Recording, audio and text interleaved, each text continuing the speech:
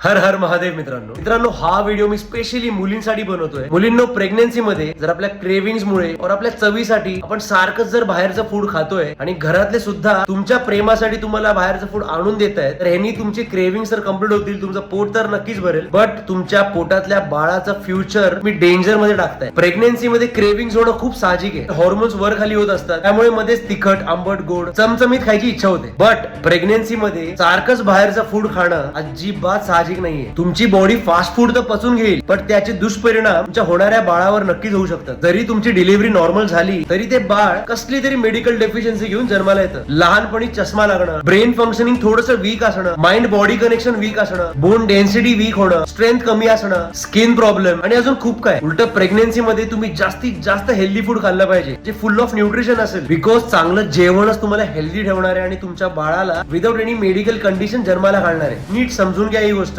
कधीतरी ठीक आहे, चालतं fast food once in a month और ट्वाइस इन अ मंथ. आजकालच्या पोरी वीकली 2दा-3दा खातायत आणि हा व्हिडिओ सर्व मुलींपर्यंत पोहोचलाच पाहिजे. बिकॉज आपल्याच क्रेविंग्स मुळे आपल्याच होणाऱ्या बाळाला त्रास होऊ शकतो. Stay fit, stay healthy and stay safe. Her her Mahadev.